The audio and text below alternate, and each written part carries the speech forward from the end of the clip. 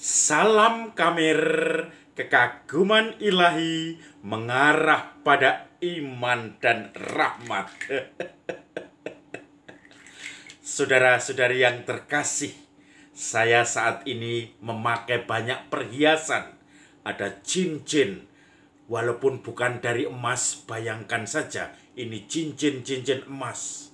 Ini kalung-kalung emas yang besarnya sebesar kelereng-kelereng besar ini. Dan semuanya ini emas. Kita biasanya melihat ketika terjadi pesta pertemuan besar akbar, orang-orang pada bertemu, orang-orang juga banyak yang show off dengan segala perhiasannya. Suatu saat saya heran di semacam daerah rural area atau pedesaan. Itu ada hajatan, yaitu perkawinan, ada resepsi. Dan yang aneh adalah ada seorang ibu yang mendatangi tetangganya untuk pinjam perhiasan, pinjam cincin, pinjam gelang, pinjam kalung, dan pinjam subang, anting.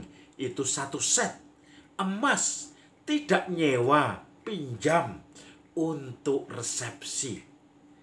Aduh, ini bisa terjadi ya. Saya sebagai orang yang sudah berkeliling daerah-daerah, juga yang di kota, melihat seperti ini, hal yang aneh ini. Kenapa bisa terjadi? Kenapa tidak malu ibu itu datang meminjam cincin emas, gelang, kalung, juga anting, semuanya untuk resepsi saja. Nanti kalau pulang dikembalikan. Tidak malu dia, bahkan mendesak. Nadanya ibu itu mulai menolak, tetapi dia mendesak untuk pinjam. Padahal ibu itu yang minjam tidak membayangkan, karena saya punya kenalan teman atau umat juga itu toko emas, mengatakan bahwa misalnya kalung atau gelang yang sistem rantai itu kalau dipakai pasti gerak-gerak, dan dengan gerak pertemuan antar satu rantai dengan rantai lain ini pasti akan berkurang kadarnya, berkurang bobotnya, walaupun mungkin hanya beberapa gram. Dipakai ibu itu, dipinjam, katanya nanti saya kembalikan. Tetapi lama-lama kalau ditimbang, timbangannya tidak murni, misalnya 2 gram, 3 gram. Pasti akan berkurang walaupun sedikit. Dan ibu itu kalau sering pinjam, sering mengurangi dari kadar emas itu, dari berat emas itu, sehingga dia tidak berpikir sampai di situ. Dan yang menjengkelkan, tidak malunya itu, hanya mau show off. Saya pinjam ini, saya mempunyai ini, saya mempunyai itu. Dalam suatu pesta, makan, perkawinan, saya memakai cincin yang besar-besar, saya memakai kalung yang hebat, saya memakai anting, atau subang, suweng, dan saya memakai gelang. Bisa dibawa ke sana kemari. Dia tidak menyadari atau cuek bahwa itu adalah pinjaman. Muka tebal, perasaan tebal, tidak malu, maunya hanya di alam, dipuji, maunya hanya semacam eksis, tidak mau kalah dengan yang lain. Intinya adalah pujian, dibicarakan sebagai orang kaya, padahal pinjaman. Saudara-saudari yang terkasih, itulah mengapa Injil hari ini juga bicara tentang orang yang mencari muka, mencari penghormatan, mencari pujian. Yesus datang di rumah seorang pemuka Farisi dan diundang makan di situ.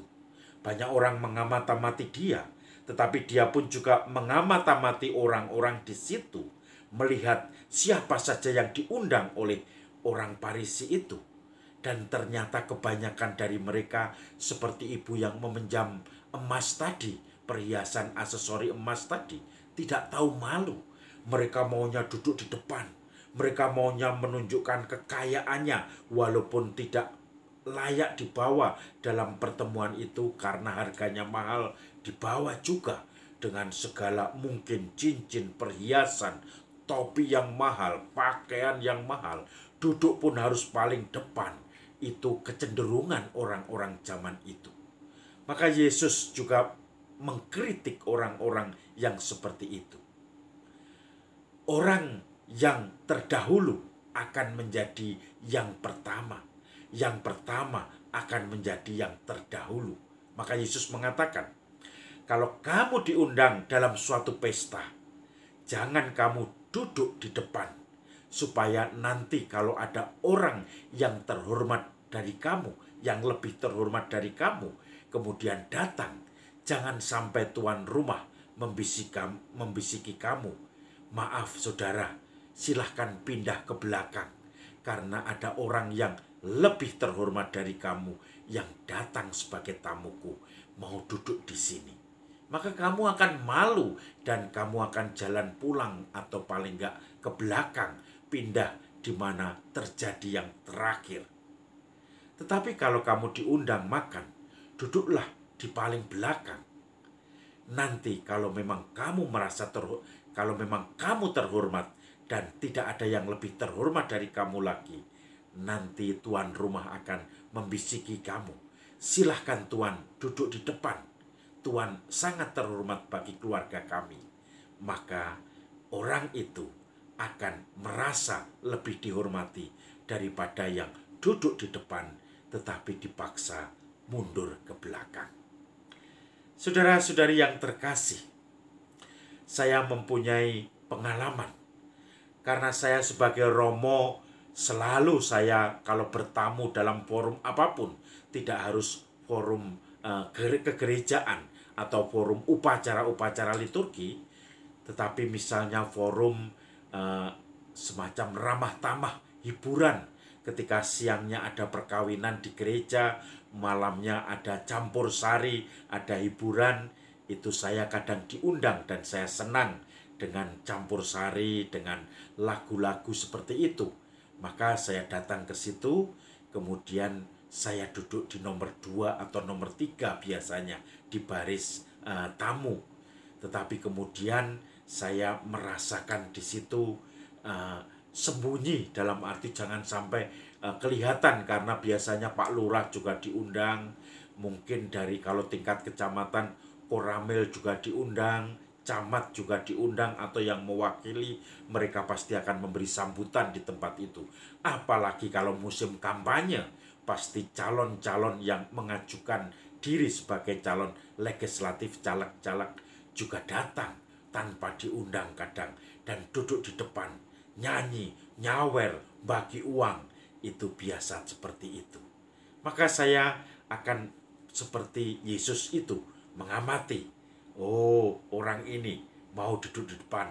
Orang ini maunya terlihat oleh camatnya, oleh lurahnya, oleh Pak tentara dari Koramil. Oh, orang ini maunya jejer dengan Pak Lurah, karena tamu-tamunya memang terhormat dan orang itu memang sebagai petinggi pejabat di pemerintahan yang menjadi tuan rumah, yang notabene umat saya. Selalu saya dicari dan disuruh duduk di depan. Saya sudah mengatakan jangan-jangan, tetapi Romo jangan seperti itu, duduk di depan, dan selalu dijejerkan kepada dengan orang yang paling tinggi di situ. Entah itu Pak Camat kalau hadir, entah itu ada Pak Tentara Koramil kalau hadir. Dan saya sebetulnya tidak mau, tetapi karena posisi saya sebagai Romo, bukan pribadi saya yang terhormat, tetapi posisi saya sebagai Romo, maka kebanyakan saya milih di belakang. Tetapi di sela-sela itu saya menemukan memang ada orang, tipe-tipe orang yang selalu kepingin terlihat, duduk di depan. Bahkan kalau ada tamu-tamu terhormat, ikut berdiri, ikut nyalami, ikut menyambut, dan silahkan duduk. Dan kemudian so akrab. Dan di situ kemudian orang merasakan, apalagi masyarakat di sekitarnya, tetangganya, oh dia itu kenalannya banyak. Ada Pak Lurah, ada Pak Camat, ada Pak Dan Ramil. Maka dia pun semakin dipuji, semakin merasa bangga. Duduk di depan, merasa mengurusi semua, padahal bukan panitia.